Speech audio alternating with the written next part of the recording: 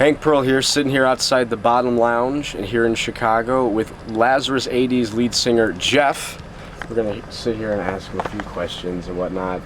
So, you guys are one of our newest thrash metal bands out there right now. You're fresh, you got an album out and whatnot. You're touring with Kreator and Voivod. How's that going so far? It's going pretty good, man. We're gonna have to wait. The trains. Damn train. It's going good, man. We're about like a little over a week into it, like 10 days. We haven't had a day off yet, so we're just fucking ripping through it. It's good times. Everybody on the crew and the tour is really cool, and shows are great. Like tonight was one of the best ones we've had so far. I mean, playing opening, it's pretty tough, you know. Yeah. Always have to play half hour after doors, and sometimes doors are like 5 and stuff. So, but it's the fans are coming out early and they're being really supportive, and we're getting by, so we're having a great time. You guys have already opened for like Anthrax. Now you're working with Kreator and Voivod.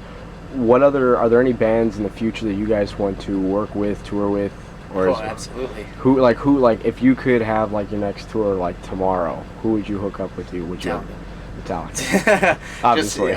No, but other than that, I mean, realistically, what bands are going to be on tour?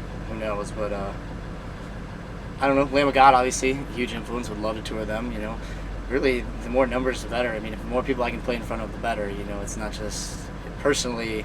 You know, I'd love to tour with all my favorite bands, but you know, I want to play to as many people as I possibly can. You know, and just get our music out there. The Lamb of God, Devil Driver. We've toured with Testament. That was a big one for us. So, I mean, that's scratched off. Slayer, obviously. You know, that'd be sick. All the other big thrash bands. Yeah. You know, Slipknot would be killer. I've heard nothing but great things about touring with those dudes. Just really anybody. You know, like we're down to tour whenever, wherever. So. Tonight you guys were playing some new material. You snuck a new song in there. What song was that? We actually had 2 new songs. Well, the first song we played, we don't have names for them yet. We got some lyrics and stuff, but we're just testing the waters. We got about half the record already written, so we're just kind of testing some new songs to the people, see how they go over and whatnot. What sorts of themes, lyrics, what are you guys going to touch on with this new album? It's going to be angry, again, you know what I mean? It's metal, of course it's going to be angry. The one song is about this dude. He's like possessed or whatever, and he's like looking through the devil's eyes or whatever, and he's just seeing this hell in front of him, and he's going through all this crap, you know, whatever. And the other one is it's basically just standing up for what you believe in, you know what I mean, just like fighting back, and really just like an anthem to like the people who are, you know, kind of in the dumps or whatever. They just want to fucking, you know, get the power back and fucking take it, you know. So that's what's kind of that was about. Fucking L train, I swear to God. Nuisance, get the fuck out of here. So you guys are from Kenosha, Wisconsin, right? Tiny little town right north of here. Which okay, so you're in between Milwaukee and Chicago for the most part. Mm-hmm. Which metal scene did you guys grow up with, primarily between those two cities? Neither. Really? Yeah, there was no. I mean, when we started getting into shows, I guess we went to Milwaukee to see shows. But as far as like local stuff like that, we never went to any local stuff in Milwaukee or Chicago. We have a decent scene in Kenosha. What we did. But it wasn't metal. It was like you had like a bunch of punk, and you had a bunch of like pop punk, but it was actually really big. You know what I mean? Like they would draw 400 or 500 kids every show they played. You know, and that's what we grew up on there, which kind of sucked because we were all into metal. I'm like, dude, we need to fucking get some metal going. You know what I mean? So we started. We were in a band before that. We had like some buzz or whatever. You know, within the scene, it was nothing. And then we made Lazarus, and we. Just took off from there within our hometown, and it just all of a sudden all these metal bands started coming up in our town, so we kind of created the scene there. Yeah, it was actually funny. I was talking to a chick the other day, an art student here in Chicago. Mm-hmm. Tell her how she's totally not into the metal scene at all, but I'm telling her about how, hey, I'm going to go see Lazarus AD. They're a thrash band right out of Kenosha, Wisconsin. She's from somewhere out of Wisconsin. She goes, oh yeah, Kenosha. They got a ton of metal bands there. Do you guys think you've had any action on creating a little bit of the metal scene over there? Oh yeah, I mean, I'm not gonna sit here and say we haven't, because we definitely did. You know, I mean, when we were doing it, we were one of the very few who were doing it, and to get to the status that we've gotten at now, you know, we led all those bands that are there now. You know, that are trying to up and come or whatever, and they look for us for inspiration, which is great. You know, more power to them. I mean, it's not easy making it, and the better the scene can get, it's all for the greater good of music. You know? How does it feel to have known that you helped plant a seed? And I mean, it's one thing to say, okay, we helped out a little bit in Cincinnati or Cleveland or Chicago, but Kenosha, Wisconsin. Right. How does it feel to know that you plant a seed and helped spread the scene, the metal scene a little it's bit? Great. You know, I mean, you're always going to have your haters. There's plenty of people who hate us because we've moved on now, you know, like we got signed and we're touring nationally and whatnot. There's always going to be this group of haters, you know, let them hate. They don't bother us none.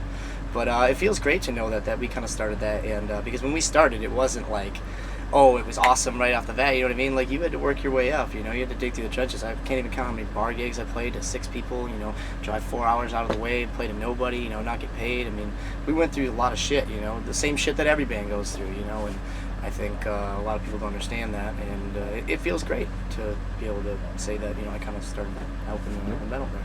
So you guys are a bunch of crazy young thrash metalers and whatnot. We've got a whole lot of fun, can I get a shot of this, games and whatnot here on the tour bus. Right. But here you are, like family and friends wise, who's coming and showing up to your stuff, like girlfriends, family? Yeah, well, our girlfriends are here right now. We're just having a good time. It's good to be home. Some local bands and stuff that we know are hanging out here. Most of our families are going to come out tomorrow because we're closer to Milwaukee, and that's kind of like more of our stomping ground. Gotcha. Chicago. What sorts of crazy shit have you guys seen or done on tour? Everything and anything. Like, what's like some of the stuff that like rises up on your list of things you wouldn't tell mom? Oh. Wow. But I wouldn't tell mom. I wouldn't tell anyone else. You know. Fair what I mean? enough. But like, what can you tell? I don't know. I mean, it's crazy. I mean, here's a great instance. Just the other fucking day, we were driving through New York, and we were with our buddy who's from there, and we were going back to his house in Queens, and we'd never played New York City before. We played the Nokia in Times Square, fucking crazy. It took us like 3 hours to park the bus, cost us a shit ton of money. I was losing my mind. We'll never do that again. Crazy, whatever. Anyway, we're going out of the city, trying to get to our guy's house in Queens, and you know, didn't smoke shit ton of weed down here and whatnot, you know, partying. They were trying to start the party early, you know, as our way back, and we had to go through this tunnel, and I didn't know there was a checkpoint for like trailers and shit, and I was confused because like the streets all merged into one. I went in this tunnel. I didn't see this cop waving me down. I just went and didn't see it. Fucking, we get to the other side of the tunnel. On the other end, there's like fucking all these fucking cops right there waving, telling us to pull over. Like, oh shit! I'm like, dude, put it out. We're getting pulled over. What the fuck, right? So he comes up. He's like, why did you dip out? Like, why didn't you stop at the checkpoint? He's like, dude, I didn't even know there was a checkpoint. I was like, I've never been here before. Yada yada. He's like, I need you to show me your trailer. You know, the first thing he asked me is like, is there any flammables on the trailer? You know, they're obviously looking for like terrorist type stuff. You know, they're just trying to protect their country, which is can't stop them for that. You know, but they had just lit up a J maybe 12 seconds before we entered that tunnel, and it fucking reeks in this bus. Cop steps. He's like, I gotta step on your bus. Check it out. The second he steps on, okay, go get the dogs. Like, dude, we're like, no, what? So we go this whole debacle, and our friend is fucking wasted. He answers the fucking door with a beer in his hand, like, dude, just not good. And we end up getting through it. Like, they were like, you're all going to jail, yada yada yada, blah blah blah. So like, dude, we ain't got nothing. You know, there was nothing. I mean, we smoked the J, you know, and ate the rest or whatever was there, you know. But no, and then they're like, well, you guys gotta go back to the bus. We need to sort this out. Dude came back by, so he's like, all right, get the fuck out of here.